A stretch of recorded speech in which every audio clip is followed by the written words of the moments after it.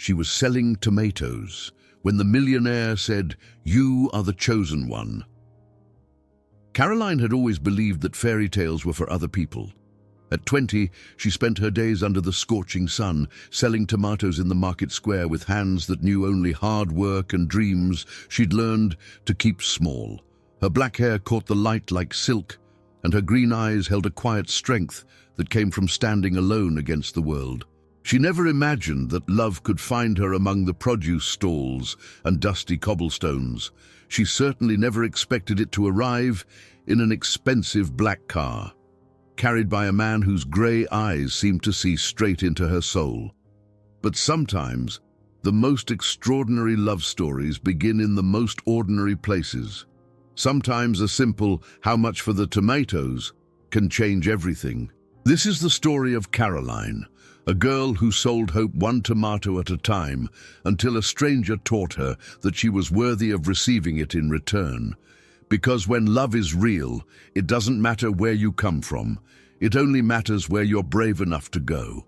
The sun blazed mercilessly over the small market square, where Caroline arranged her tomatoes with the same careful precision she'd learned from her grandmother. Her black hair, tied with a fraying ribbon, caught the light like silk threads. 20 years old, yet her green eyes held the quiet strength of someone who'd learned to stand alone. Each tomato she placed was a small act of hope.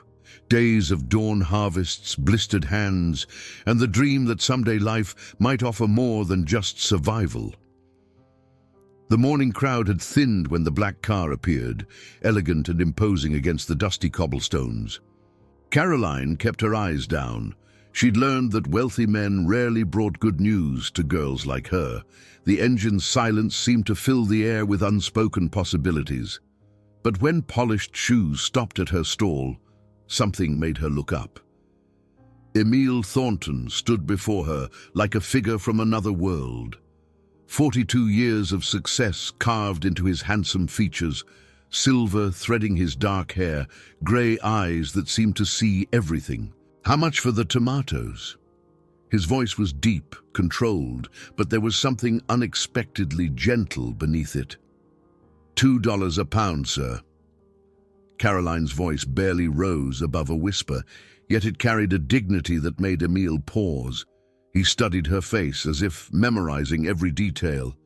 "You work here alone?" "Yes, sir." She kept her answers short, safe.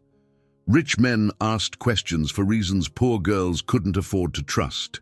Emile reached for his wallet, but instead of counting coins, he placed a $50 bill on her counter. "For all of them." Caroline's eyes widened. "Sir, that's too much. They're worth whatever brings that light to your eyes." The words slipped out before Emile could stop them, revealing more than he'd intended. Her cheeks flushed pink as summer roses, and for a moment, the busy market square felt like the most intimate place on earth. I can't accept this." Caroline's fingers trembled as she tried to push the money back toward him. "Why not?" Emile's voice grew softer, curious rather than demanding. "Because I don't know what you want in return." The honesty escaped before Caroline could stop it, and she immediately regretted her boldness.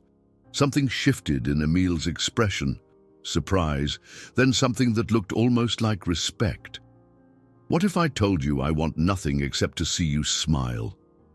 Caroline's heart hammered against her ribs. No one had ever spoken to her like this, as if her smile was something precious. "I don't understand." "Neither do I," Emile admitted, his grey eyes never leaving hers. "But I'd like to. May I come back tomorrow?" The question hung between them like a bridge neither was sure they dared to cross. But Caroline didn't know that this quiet man with gentle eyes had just made the first move in a love story that would change everything she thought she knew about herself. Caroline barely slept that night. The $50 bill lay on her small wooden table, more money than she usually made in a week. But it wasn't the money that kept her awake. It was the way Emile had looked at her, as if she mattered. The morning light filtered through her thin curtains like a whisper of possibilities she'd never dared to imagine. At exactly 11 o'clock, she was back at her stall, heart racing despite her attempts to stay calm. She'd braided her hair more carefully today, though she told herself it had nothing to do with whether he'd return. The black car appeared like a promise kept. Emile stepped out wearing a navy suit that made his grey eyes even more striking. He approached slowly, as if afraid she might flee like a startled bird. "You came back," Caroline said, immediately regretting how breathless she sounded. "I said I would." His voice held a warmth that made her chest flutter. "How are you today, Caroline?" She blinked in surprise. "You know my name?" "Mrs. Henderson told me."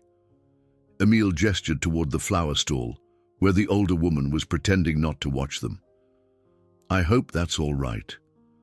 Something about his uncertainty, this powerful man asking permission, made Caroline's defenses waver slightly. "It's all right." She fidgeted with a tomato, avoiding his gaze.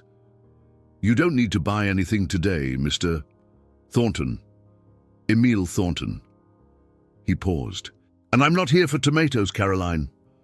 Her stomach dropped. Here it was, whatever he really wanted. Then why?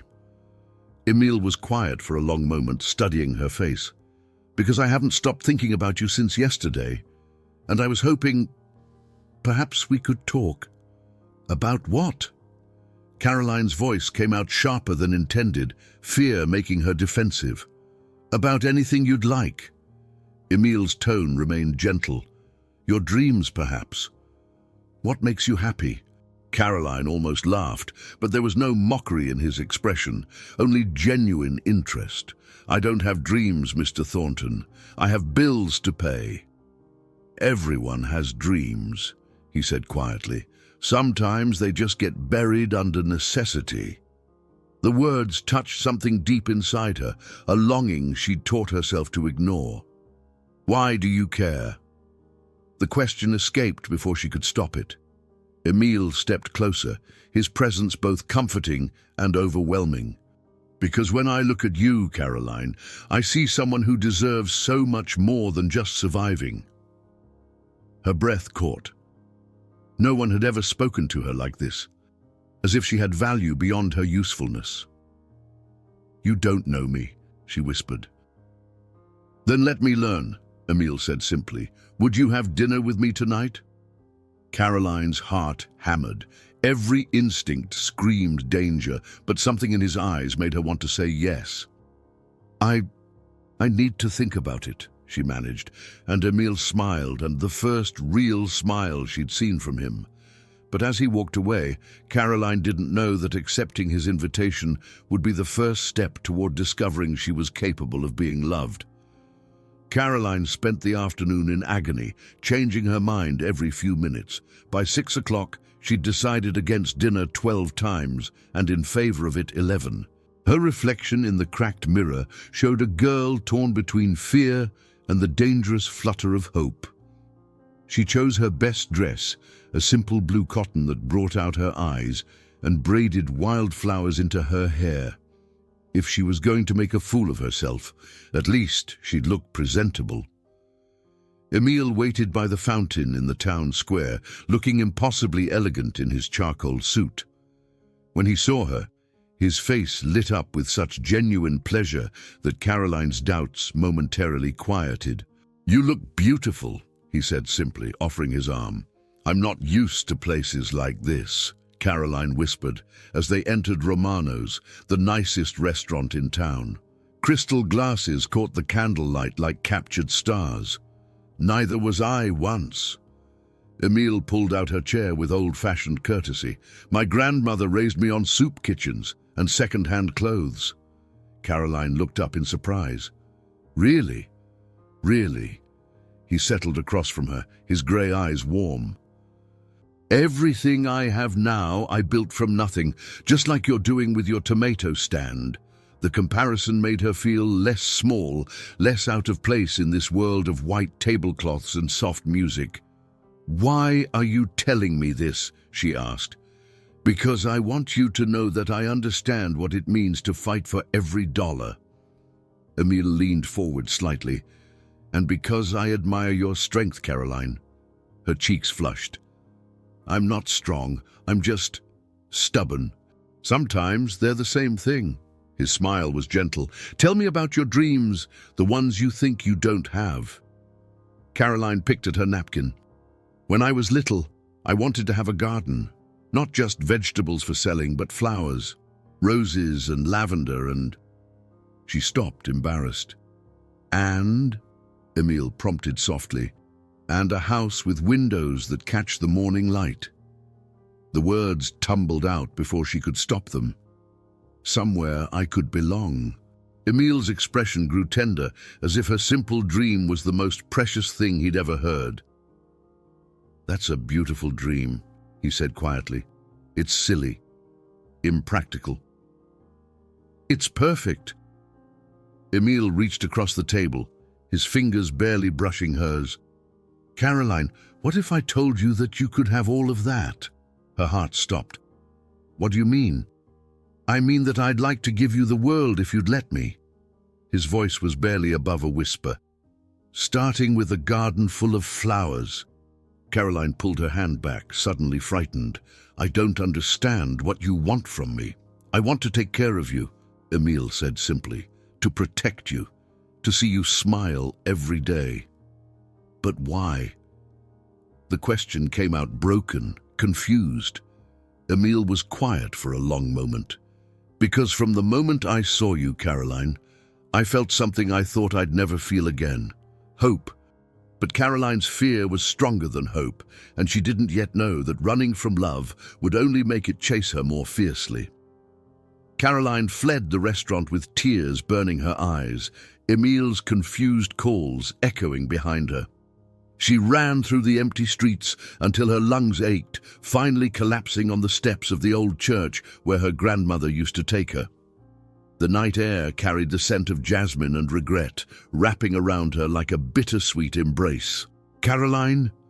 Emil's voice came from the shadows, gentle and concerned. He'd followed her but kept his distance. Please, let me explain. There's nothing to explain. She wiped her cheeks with the back of her hand. I know what men like you want from girls like me. Emil's face fell. What do you think I want? I don't know. The words burst out of her. That's what scares me. You're rich, powerful, you could have anyone. Why would you look twice at someone who sells tomatoes?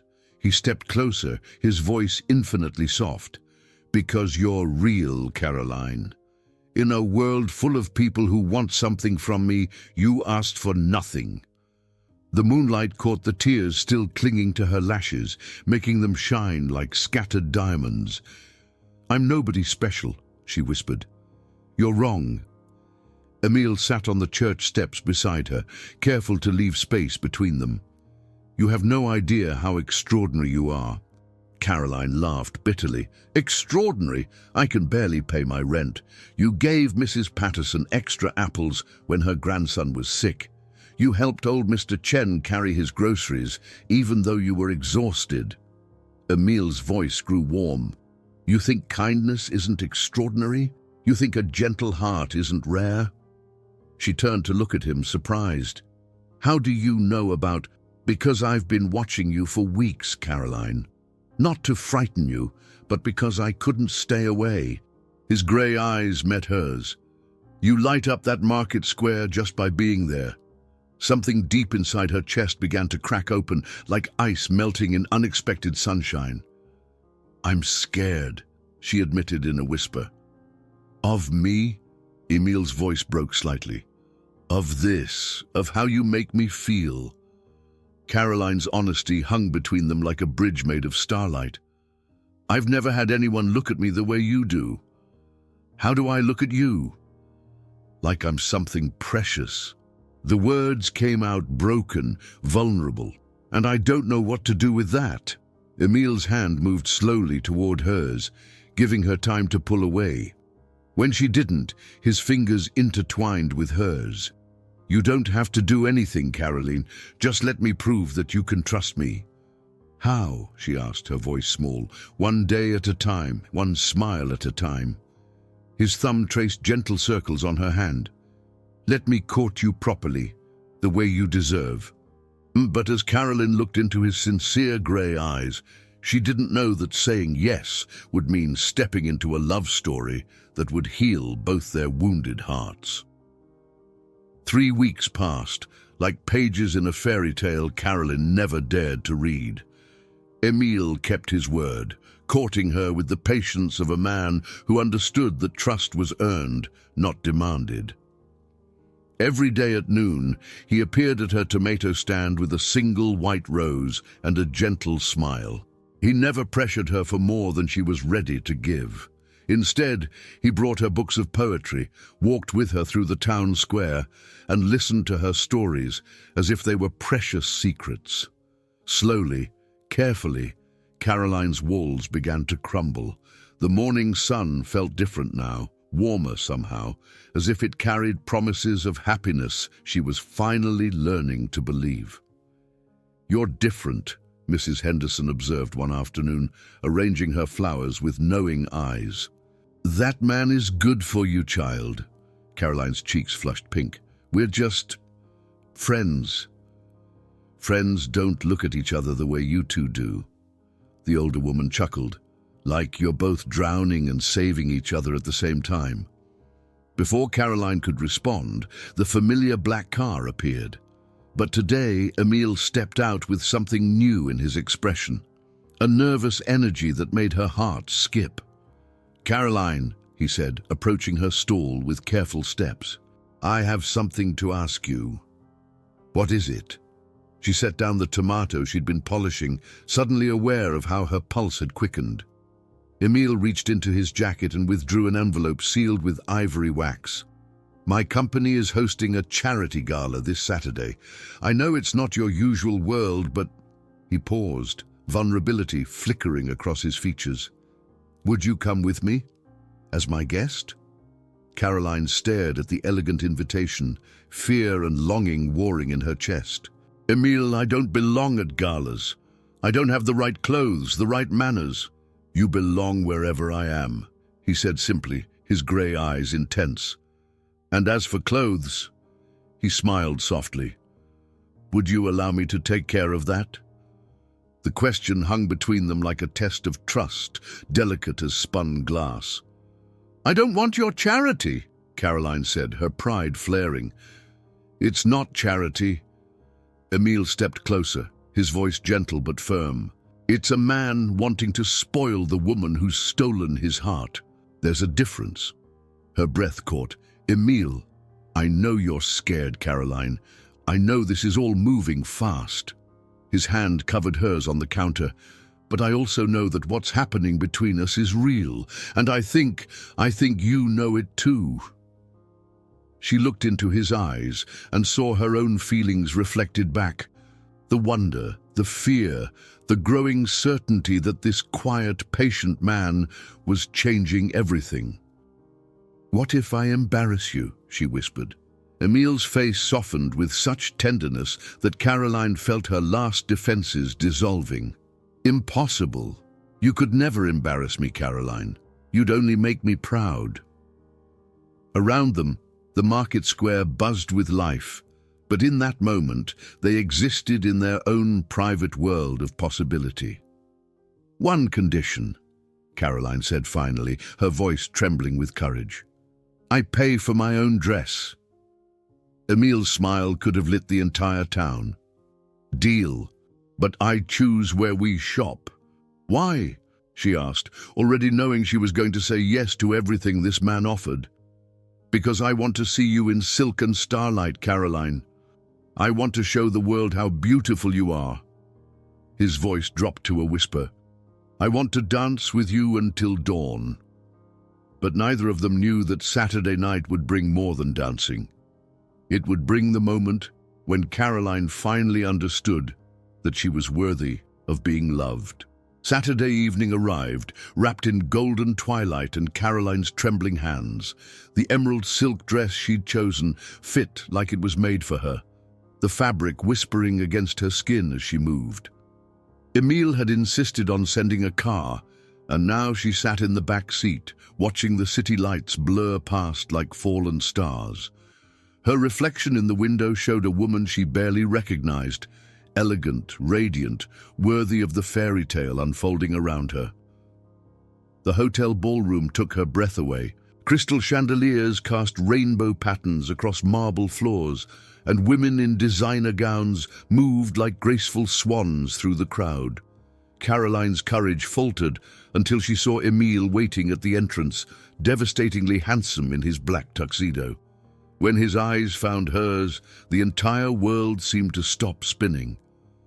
"You're breathtaking," he whispered, offering his arm with the reverence of a man approaching something sacred. Caroline's cheeks flushed. "I feel like I'm dreaming." "Then don't wake up," Emile murmured, guiding her into the ballroom. "Tonight, you're exactly where you belong." The evening passed in a blur of introductions and small talk. Emile never left her side, his hand a steady presence at the small of her back. When people asked about her, he introduced her simply as Caroline. No explanations, no apologies, just quiet pride that made her heart soar. "She's lovely," Caroline overheard a woman say to Emile. "Where did you find her?" "She found me," Emile replied, his voice carrying a warmth that made Caroline's breath catch. "I'm the lucky one." The orchestra began playing a waltz, and couples drifted onto the dance floor like flowers floating on water. "I don't know how to dance," Caroline whispered, panic creeping into her voice. Emile's smile was tender. "Then let me teach you." He led her to a quiet corner of the dance floor, away from the crowd. "Put your hand on my shoulder. Trust me." As they swayed together, Caroline felt something shift inside her chest. This man who could have any woman in the room was holding her like she was made of spun gold, guiding her with infinite patience. "You're a natural," Emile murmured against her ear, sending shivers down her spine. "You're a good teacher," she replied, then dared to ask, "Emile, why me? Really?" He was quiet for a moment, considering. "Do you remember the first day we met, when I said you were chosen?" Caroline nodded, her heart racing. "I meant it. From the moment I saw you arranging those tomatoes with such care, such dignity despite everything, I knew you were going to change my life." His grey eyes searched hers. "You have this light inside you, Caroline. It makes everything beautiful." The music swelled around them, but Caroline heard only the steady beat of her own heart, finally learning to trust. "I was so afraid of you," she admitted. "And now—" Emile's voice was barely audible. Caroline looked up into his face, this gentle, patient man who'd shown her what it meant to be cherished. "Now I'm afraid of how much I care about you." Emile stopped dancing, his hands framing her face with infinite tenderness. "Caroline, I think I'm falling in love with you," she whispered, the words escaping before courage could abandon her. But as Emile's eyes filled with wonder and his lips moved toward hers, Caroline didn't know that this was only the beginning of a love that would transform them both completely. Emile's lips met hers with the gentleness of a prayer answered, soft and reverent under the ballroom's golden light. Caroline's first kiss tasted of champagne and promises, of everything she'd never dared to dream. When they broke apart, her eyes shimmered with tears of wonder. "I love you too," Emile whispered against her forehead, his voice rough with emotion. "More than I thought possible." The orchestra played on, but they stood frozen in their own perfect moment, hearts beating in synchrony for the first time. The weeks that followed were a symphony of small intimacies. Emile courted her with morning coffee and evening walks, with books of poetry and conversations that lasted until dawn. He never pushed for more than she was ready to give, content to build their love one careful stone at a time.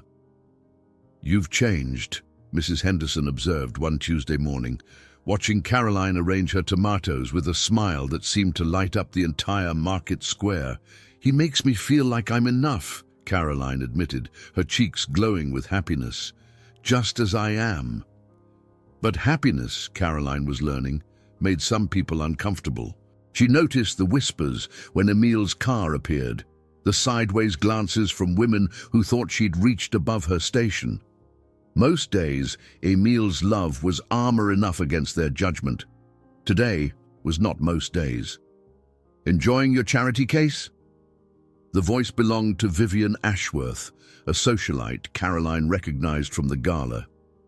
Tall, blonde, and beautiful in the cold way of expensive diamonds, she approached the tomato stand with predatory grace. Caroline's hands stilled on the produce. "I'm sorry." "Oh, don't be naive, dear." Vivian's smile was sharp as winter.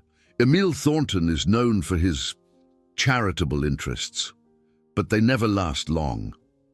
The words hit Caroline like ice water, freezing the joy in her veins. "You don't know what you're talking about," Caroline said quietly, but doubt had already begun its poisonous work. "Don't I? Ask him about Rebecca, or Sarah before her."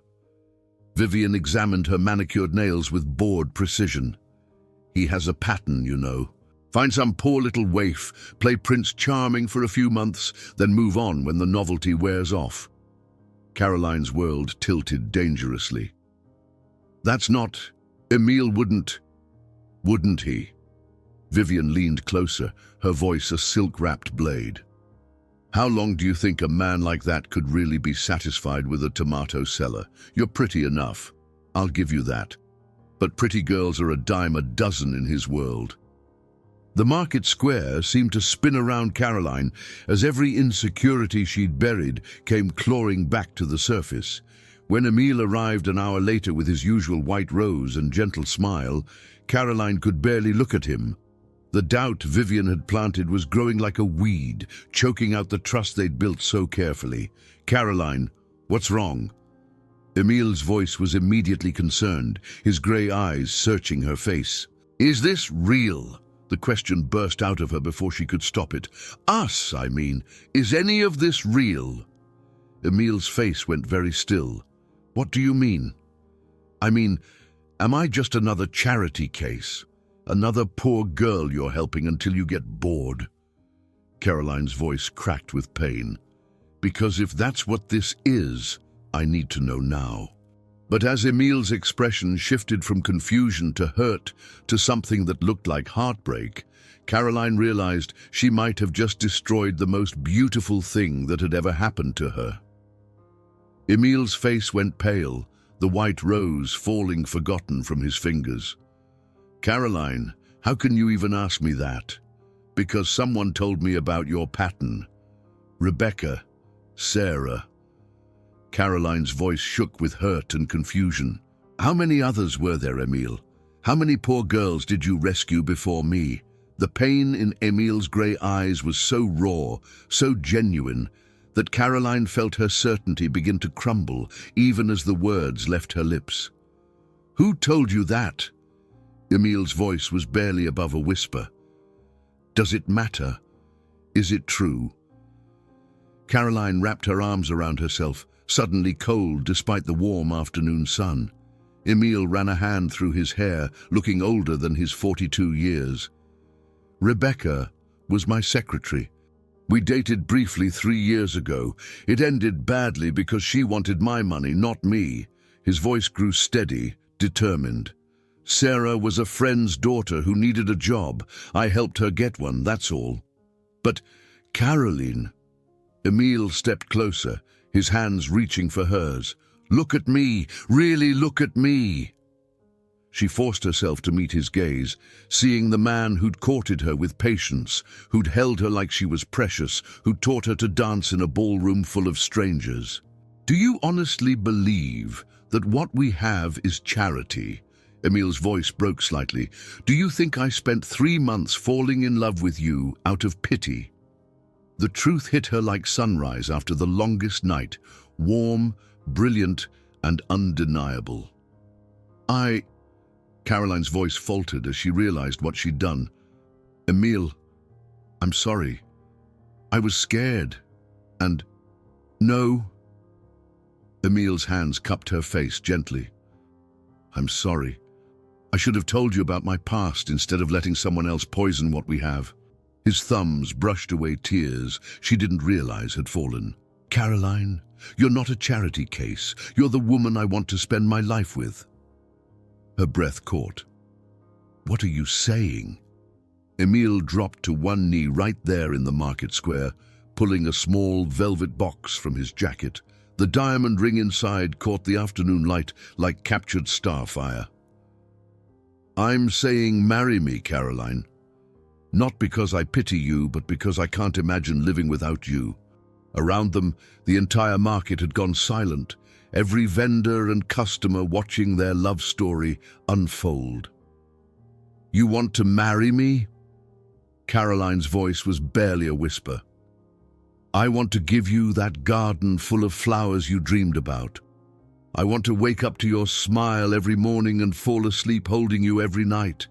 Emile's voice grew stronger, more certain. I want to prove to you every single day that you're not just enough. You're everything. Caroline looked down at this powerful, gentle man kneeling before her like she was a queen. In his eyes, she saw her future, not as someone's charity project, but as someone's beloved. Yes, she whispered, then louder, yes.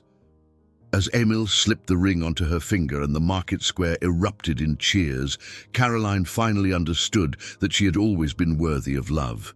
She just needed to find the right person to show her. Emile stood and kissed her deeply, passionately, sealing a promise that would last forever. When they broke apart, both breathless and laughing, Caroline realized that her story wasn't ending. It was just beginning. And as the sun set over their small town, painting the sky in shades of hope and happiness, Caroline knew that sometimes the most beautiful love stories begin with something as simple as selling tomatoes to the right stranger. 6 months later, Caroline stood in her garden, their garden, watching Emile tend to the roses he'd planted for her. The morning light caught the diamond on her finger, sending tiny rainbows dancing across the flower petals.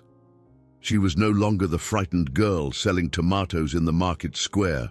She was a woman who'd learned that love wasn't about deserving or earning. It was about opening your heart to the possibility that someone could see your worth when you couldn't see it yourself. What are you thinking about, Mrs. Thornton? Emile asked, approaching with dirt on his hands and love in his eyes. I'm thinking about how afraid I was of you, Caroline admitted, leaning into his embrace. And now? Now I'm only afraid of how much happiness one heart can hold. Emile's laughter was warm against her ear. Then we'd better find out together. Deem, as they stood surrounded by the flowers Caroline had once only dared to dream about, she realized that the best love stories weren't about princes rescuing princesses. They were about two people choosing each other, again and again, until choosing became as natural as breathing. Sometimes love comes when you're least prepared for it. Sometimes it arrives in a black car and asks the price of tomatoes. And sometimes, if you're brave enough to trust it, it gives you everything you never knew you needed. Have you ever felt that flutter of unexpected love? Share this story if it reminded you that everyone deserves their own fairy tale ending. Subscribe, activate notifications, and share this story if it touched your heart.